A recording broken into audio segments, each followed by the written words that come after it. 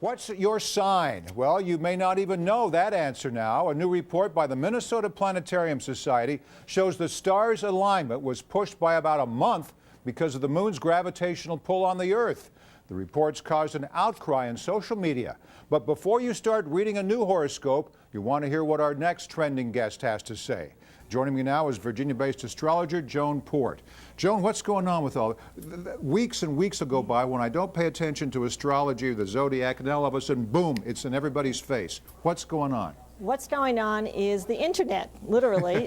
The Minnesota Planetarium Society, which apparently knows planets but doesn't know much about the stars, might I add, has put this out. I heard the gentleman this morning saying he doesn't even know what his sign is, but they put this out that the sun moves through this Ophiuchus constellation, which is something we've known for a couple 100 million years. But if it's on the internet, it must be true, It must be true. It must be true. Unfortunately, it is true, but it's sort of irrelevant.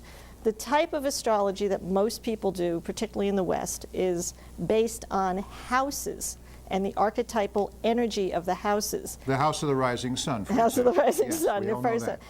And the Babylonians, who are the grandfathers of modern astrology, modern being 8,000 years old, and the Greeks and the Romans and Ptolemy, they all knew this, they all wrote about it, but the Babylonians liked the 12-house system.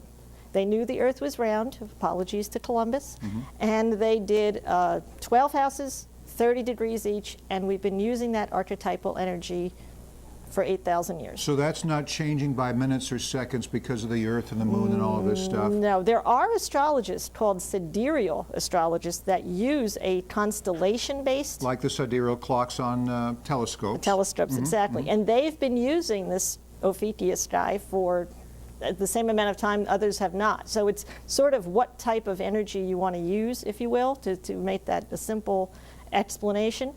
But it really, you know, if you're born a Scorpio, you're going to stay a Scorpio. And the secret of it all is sun sign doesn't matter. I say to my clients, you would never go into a bar in ancient Samaria and say, what's your sun sign, honey?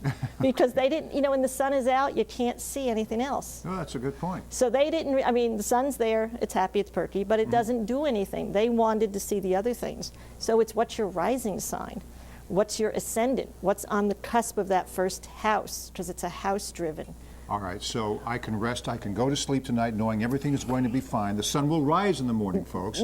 Hopefully. Before we leave, give us some ideas on what we should all be looking at in terms of our signs right now. How does the weekend look, for example? How does the month look?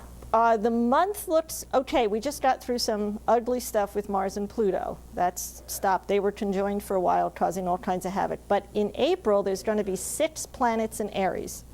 Good time to start things. Good time for change.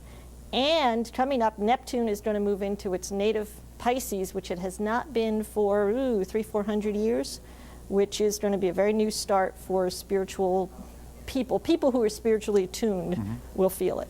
Good. Well, April's a good time because we'll have our income taxes either out of the way or just starting. But maybe after that, it's going to be a new rebirth for all of us. New rebirth. All right. Joan Porte, great Thank you. advice. Thanks for being with us on The Trending Show.